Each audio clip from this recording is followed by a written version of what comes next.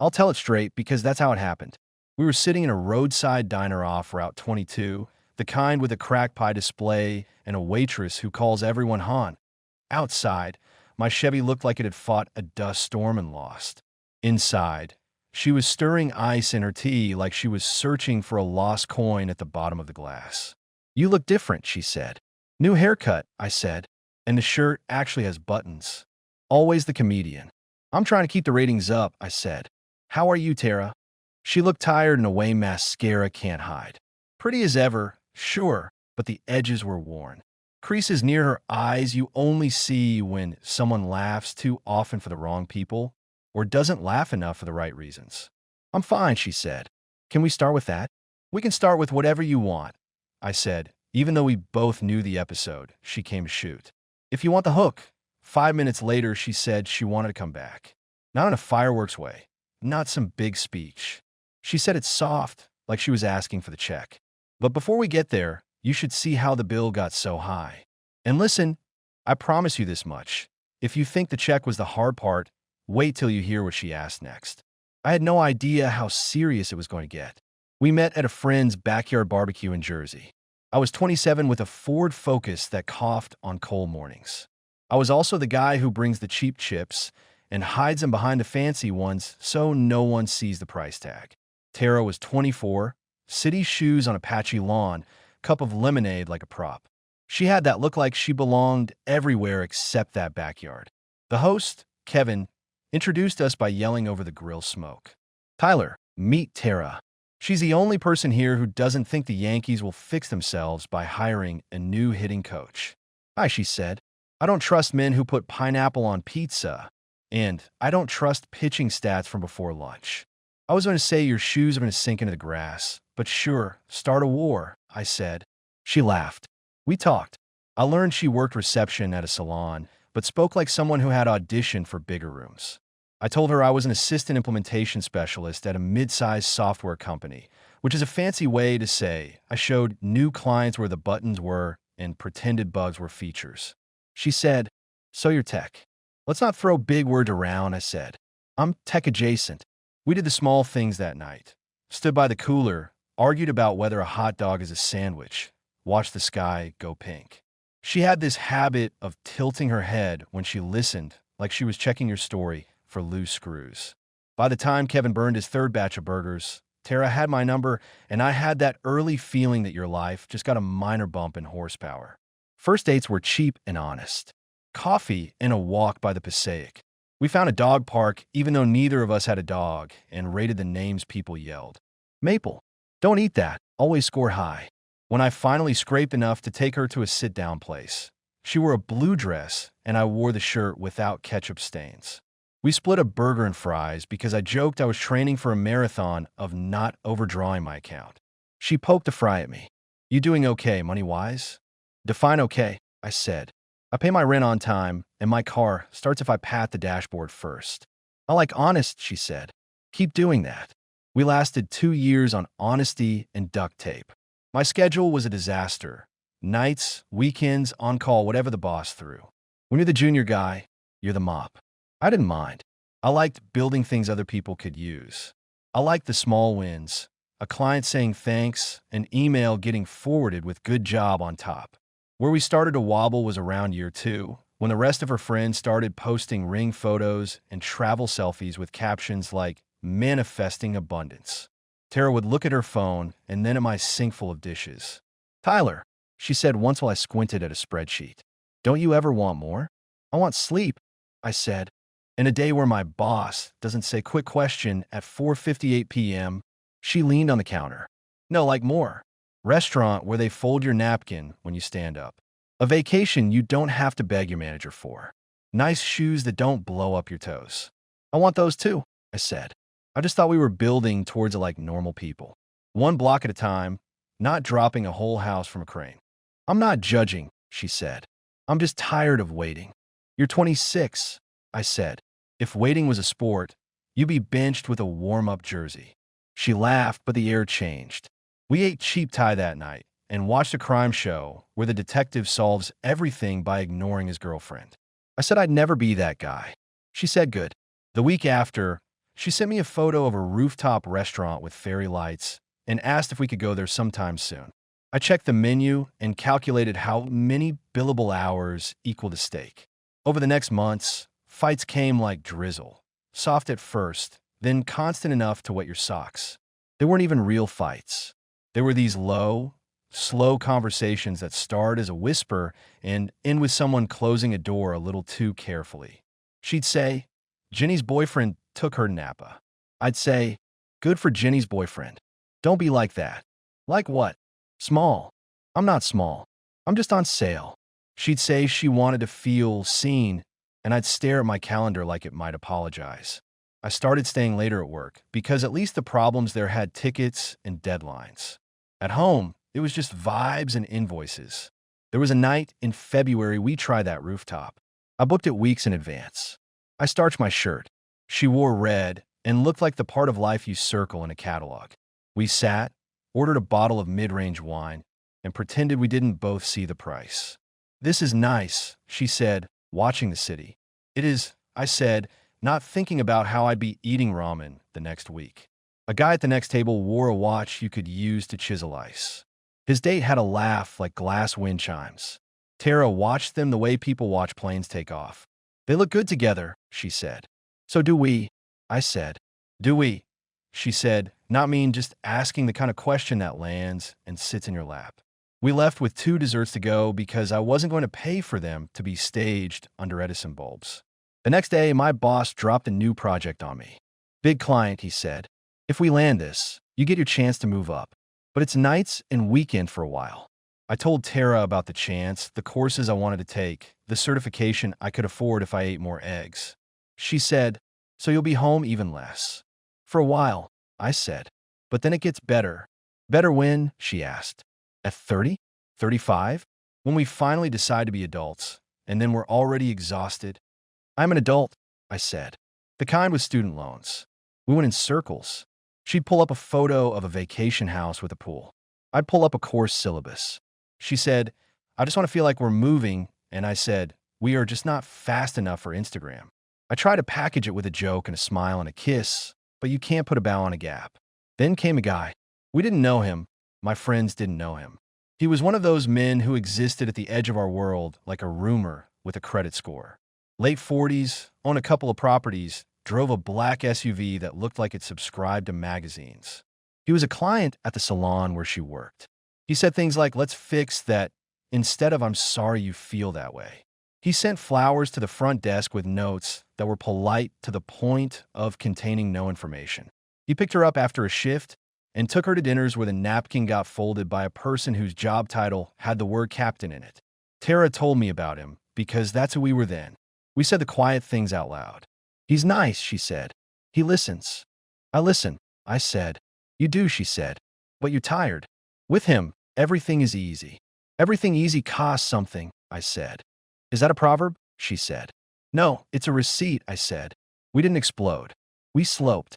The weekend had ended. I was in sweats, finishing a module on API integrations while a baseball game burbled low on the TV. She stood in the doorway with a small suitcase and a face that looked like someone else's. I paused the video and muted the game. "Tyler," she said. "What's up?" I said as if she'd walk out, pick up milk, and come back. "I think I need to try something else." "Something or someone?" I asked, not angry, not cold. "Just private math." She looked at the floor. "I'm not trying to hurt you." "I know," I said. "That's the problem. I keep telling myself we're young," she said. "But then I think, what if this is it? What if it doesn't change?"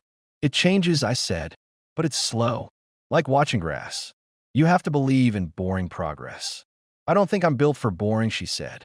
I stood, walked to the kitchen, came back with the plant she'd been keeping alive on the windowsill. I handed it to her. "You're going to need this." She half laughed, half cried. "You're making this harder." "Trust me," I said. "I'm trying very hard to make it easier." We didn't throw things. We didn't slam. She took the suitcase and the plant and the framed photo from the Jersey Shore. She left the coffee mugs we bought as a set because the store had buy one, get one emotionally significant.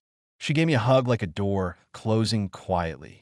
I watched her go because I didn't know what else to do with my hands. The next weekend, I started the certification. I bought a cheap lamp and a better chair. I found a subreddit where people bragged about debugging. I made a schedule that would get a Marine's respect and my mother's concern. Monday to Friday, 8 to 6 work, 6:30 to 9:30 study. Saturday mornings, errands and laundry. Saturday afternoons, projects. Sunday, rest if I could earn it. I ran into Kevin at the grocery store between the milk and the eggs. "You okay?" he said. "I'm fine," I said. "You look like a man who just discovered his couch folds into a bed." "I discovered my couch is a roommate," I said. We grabbed coffee at the attached cafe because that's where all good apologies go to hang out. He did the healthy friend thing. "You know, it's not about you," he said. "Everything is about everyone," I said. "We make choices." She made one. "I'm making one." "What are you making?" he asked. "Pasta," I said. "And a plan." That first month, the apartment was quiet in a new way. You hear stuff you never heard before. The radiator's sigh, the upstairs neighbor's blender, the way your own steps sound like you're visiting. I filled it with noise that had a purpose. Tutorials, podcasts about leadership, keyboard clacks. I learned to automate tasks that used to take me an hour. I got better at saying no to scope creep. I put my name on small internal documents with big confidence and watched them get shared around. My boss noticed. He wasn't the noticing type, but he said, "Hey, good work on that rollout." Client was happy. "Let's talk about expanding your role." It came out like he'd just admitted he liked a salad. "Thanks," I said, trying not to sound like a man who had practiced this response in the shower. They gave me 2 clients of my own. I treated them like houseplants you can't overwater. I learned to ask questions that save you weeks later. I learned that if you show up, do what you said, and send a summary email that makes sense to someone's aunt, people stop asking if you're ready and start asking if you have time. Meanwhile, life happened at a slow burn. I bought a used Ford F-150 from a neighbor who was upgrading. My dad congratulated me like I just had twins. "You know this makes you a man now," he said on FaceTime, smiling from his kitchen. "I'm pretty sure men existed before this," I said. "Not in this family," he said. "How are you otherwise?" "I'm all right," I said. "I heard," he said, meaning Tara. "Everyone heard," I said. "You still watching the games?" he asked. "I keep the radio on," I said. Feels honest. By fall, the certification was done. I bought myself a steak, not rooftop pricing, just a normal place with sticky menus. I ate it at the bar and told the bartender I'd passed an exam no one outside my job cared about. He poured me a beer and said to the invisible victories, which stuck. Work handed me a bigger project, a migration for a regional hospital system. Real stakes. Real mistakes if I wasn't careful. I built a team out of people who were good at the stuff I wasn't and asked them to tell me when I was being dumb. It went well because we prepared like we were scared. When it launched, the downtime was under the target window and the client sent bagels, which at our office is basically a medal. My manager called me into a room with a table that looked rented and said, "So, promotion to junior manager. You'll keep a few clients, mentor 2 kids, and take on the 4C account next quarter. Salary bump too." I sat there, nodded, said the words you're supposed to say, felt an inner quiet I didn't expect. "You don't look excited," he said. "I am," I said. It's been a year." "You earned it," he said. "Don't make me regret saying nice things." I left, went to my truck, sat there, looked at the steering wheel and thought, okay, this is what standing on your own legs feels like. Not fireworks, not confetti, just solid ground. I texted Kevin, "Got the bump." He replied with 15 gifts, and finally. It was a week after that when Tara wrote me. The message came on a Sunday afternoon when I was batch cooking chicken to avoid eating nonsense all week. My phone buzzed on the counter. Her name lit up like a brand I used to buy. "Hey," she wrote, "can we talk?" I put the phone down like it was hot. My brain did a quick slideshow. Us at the barbecue, us in my apartment trying to hang a shelf while pretending we knew where studs were, us arguing about whether savings accounts count as romance. I could have ignored it. Instead, I washed my hands and typed back, "Sure." "Where?" She suggested the diner on Route 22.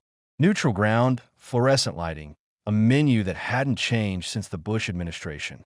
I said okay. Then I cleaned my kitchen like it owed me money. At the diner, the waitress poured me coffee before I asked. Tara came in wearing that city coat that pulled at her knees and made the room look cheaper. "Hi," she said, sitting down like the chair might reconsider. "Hi," I said. "You look good," she said. "I showered," I said. "How are you?" She smiled in a way that said she'd rehearsed the answer and decided against it. "I'm around." We danced around for a few minutes like two people at a wedding who know the steps, but not with each other anymore. She asked about work. I told her. She nodded. "That's great," she said. "I knew you would. Be where you wanted. You're stubborn." "Focused," I corrected. "Stubborn is when you're wrong and loud." She laughed, real for a second. Then the reason came out, small and not small. I wanted to say, "I'm sorry," she said. "I know," I said. "Thanks. I thought it would feel different," she said. "That life. It's comfortable, sure. But you know when you stay in a hotel for long enough and even the good sheets feel strange? Like everything is clean and replaced, but none of it is yours." I sip coffee. "He treats you okay?" I asked because I needed that box checked. "He treats me like a guest in his house," she said. "A welcome guest. One who wears the nice robe and uses the good towels. But I'm always careful. And it's always cold. I'll let the word sit there. Cold. It has weight, even when you say it's soft." "I thought that's what I wanted," she said. "No fights about bills, no planning every dinner. Just ease." And I said, "It turns out ease without respect is just quiet," she said. "With you it was messy, but it was ours." The waitress swung by. "You two need a second?" she asked, reading the scene like she had a minor in human theater. "A second and some pie," I said. "Apple?" she asked. "Sure," I said. Tara watched the slices land. "I keep replaying stupid things," she said. "Like that night, we tried to make lasagna, and it turned into soup. Or that time your truck wouldn't start, and we ate breakfast in the parking lot and listened to the game." I shrugged. "We were good at being cheap," I said. "We were good at being honest," she said. "And we were trying." "We were trying," I agreed. "I was trying to get somewhere I could look you in the eye and not feel like a burden. You were trying to feel like your life was a movie with a budget." "I hate that you're right," she said. "Can we not have you be right?" "I'm wrong plenty," I said. She looked at me like she'd decided something. "I want to come back." There it was. Not shouted. Not delivered with the drama of a proposal. Just a sentence you could put in a box and carry up a flight of stairs if you used your legs. I leaned back. The coffee tasted burnt. The pie tasted like fake cinnamon and life choices. Outside, the neon sign hummed like it had advice. "I don't," I said. She blinked. "You don't what?" "I don't want to go back," I said. "To us." She swallowed. "You don't even want to try?" "I've been trying," I said. "For a year, I've been trying to become someone I respect. And it turns out I like him. He's boring. He cooks chicken on Sundays. He doesn't panic when the oil light flickers. He takes on projects that scare him, and then he makes lists. He sleeps okay most nights. I don't want to drag him back into something that was all elbows." "That's a speech," she said. "I've had time," I said. "You're angry." "I'm not," I said. "Angry is for when someone cuts you off and you miss a light. This is clarity." She played with a napkin. "You're not curious?" "About what we could be now." "I'm curious about plenty," I said. "But you're not a museum. And what we had was real and also not enough. That could be two things at once." "So that's it," she said. "You're done." "I'm not done," I said. "I'm different. And I think you are too. And not in a way that fits anymore." She looked at me with this mix of admiration and annoyance, like I'd installed a new lock she didn't have a key for. "I misread you," she said. "I thought you'd be waiting with your same couch and your same jokes." "I got a new couch," I said. "Bigger. Because growth." She laughed in spite of herself. "You're a jerk." "Sometimes," I said. "We paid." She tried to grab the check. I let her. Old habits die, but they don't take me with them. "Can I ask you something?" she said at the door. "Sure." "Is there someone else?" she asked. "No," I said. "There's me." "That's very you," she said. A little annoying and kind of inspiring. "I'll put on my business card," I said. We walked to our cars. She stood there for a second, like she was waiting for a cue. I hugged her. Not the old hug. The one you give at airports when you know the flight goes somewhere you're not going. "Take care, Tara," I said. "You too, Tyler," she said. She drove away in that black SUV you can hear even with the windows up. I got in my Chevy that still needed a car wash and turned on the game. The broadcasters were talking about a rookie who had promise and a swing that needed work. They said that like it was a plot twist. On the way home, the sun threw shadows across the highway, and I thought about all the little ways we sell ourselves short by thinking the only two choices are back or better, as if forward isn't its own thing. I stopped for groceries, bananas, eggs, bag salad because I'm not a hero. The cashier asked if I wanted to donate $1 to something, and I said sure because I felt like saying yes to something simple. At home, Kevin called. Well, he said. Well, I said. She wanted back, didn't she? She did, I said. And you? I told her no, I said. He whistled. Look at you being a grown-up. How do you feel? Like I paid off a debt I didn't know I had, I said. And also like I could nap for 3 decades. Proud of you, he said. Want to come over for the game Sunday? I'm smoking cribs. I'll bring the chips, I said. Bring the fancy ones now that you're a junior manager, he said. I'll bring the same cheap ones, I said. Tradition. Work got busier after that. I had 2 kids on my team who reminded me of me. One named Miguel who wrote emails like he was apologizing for existing, and one named Lauren who had the energy of 3 good coffees and a to-do list tattooed on her brain. I told them the things I wish someone had told me earlier. Miguel said, I don't want to mess up. You will, I said. The trick is to make the mistakes small and interesting. Lauren said, how do you say no to a client? You give them 2 yes and a boundary, I said. Yes to the goal, yes to the timeline, boundary to the scope. Watch.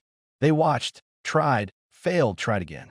We shipped a release that took 6 people and 15 late nights and ended with us in the break room, eating leftover bagels like champions. I walked to my truck one night, bone-tired, and realized I wasn't looking for someone to be proud of me. I was proud of me. It wasn't loud. It was the kind that lets you sleep.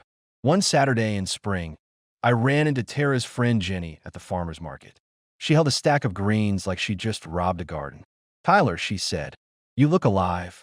I've been eating spinach, I said. We heard about the promotion, she said. Congrats.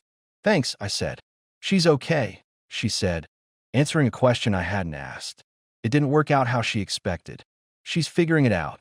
I hope she gets where she wants, I said, and I meant it. You really do, don't you? Jenny said. I really do, I said. It's not a crime to want nice things. It just took me a while to admit I want the quiet ones more. That summer, I took a real vacation. Not a stay home and reorganize the drawer week. I drove my truck to a cabin near a lake. Nothing fancy, just a porch and a grill that had seen better nights. I brought a couple of books and a cheap fishing rod that I knew I wouldn't use right. I called my dad from the porch the first night. You alone? He asked. Yeah, I said. On purpose. Proud of you, he said. Proud of the boring stuff you do. Put that on my tombstone, I said. He did the boring stuff. I slept like the kind of person who doesn't have a phone. I cooked my own breakfast and didn't burn the bacon. I thought about nothing and everything. I came back to the office a little sunburned and a lot calmer. On a Thursday after I returned, we had a late client call that bled into dinner time. I stayed because that's the job. Around 8, I got an email. The subject line was just my name and a question mark. I opened it. It was Tara. She wrote, I'm moving. Found a place in a different part of town. Smaller. Mine. Thought you'd be the one person who understands why that feels big. Sorry to pop in. Hope work is good. I stared at the screen. Then I wrote back. Congrats. I do get it. I'm rooting for you. She didn't reply, and that was fine. We'd said everything important already. There was this bar near the office where our team would sometimes go on Fridays. Nothing wild. A beer, a basket of fries, those little napkins that stick to your glass. The TV would show highlights. The room would hum. And you could feel how people behave when the week is over and nothing is demanded of them for a few hours. Lauren raised a glass to me once and said, to Tyler, the most calm person I know. I'm not calm, I said. I just look like it. Same difference, Miguel said. I told them a story about a rooftop restaurant and a napkin that got folded by a captain. They enjoyed the part where I admitted I ate dessert for breakfast the next morning and felt like a rebel. They didn't know Tara, but they knew the type of ending. We all do. A year after the diner, I was at Kevin's backyard again, different season, same grill. He handed me a burger and said, You happy? I'm good, I said. Different question, he said. You happy? I took a bite, chewed, looked around at the random miracle of folding chairs. I am, I said. It turned out happiness for me is lists, a truck that starts, 2 people on my team who trust me, 5 phone numbers I can call when the game gets tight, and a Sunday where the only decision is whether to watch the late one. Look at you, he said, making it sound easy. It's not, I said. It's just not complicated. We watched his kid run through the sprinkler like someone invented joy yesterday. We argued about the bullpen. We ate second helpings because why not? No rooftop lights. No folded napkins. Just paper plates and a yard and a guy who used to be another guy. If you want a moral, I don't have one. I have a process. You pick a direction. You go. If someone walks with you, great. If they don't, you still have a direction. Sometimes someone circles back and asks to walk again. And sometimes you say no because the trail you're on finally feels like yours. I think about Tara sometimes when I pass a showroom or see a couple taking a photo of their food with matching watches. I wonder if she's found a table where her laugh lives. I hope so. We were young. We wanted different flavors of the same cake. That happens. No one needs to be the villain for you to be the main character in your own Monday. Back to that diner, though, because that's the scene they'd use in the movie. She says, I want to come back, and I say, I don't. People hear that and think I must have been hard to love or hard from being loved. But the truth is simple. I wasn't the same guy who needed the proof. I had my proof. The checklist, the small wins, the team that looked to me first when the call went sideways. The quiet in my apartment that felt earned, not empty. The last thing she said that day, after I hugged her and we stood there like an old photograph, was this. You're the only person who ever told me no and made me want to say thank you. I'm not aiming for that, I said. I know, she said. That's why it works. I watched her taillights go and thought about all the times I'd waited for someone to tell me I was enough. Then I went home and told myself. It stuck. And if you're wondering what happens next, it's not glamorous.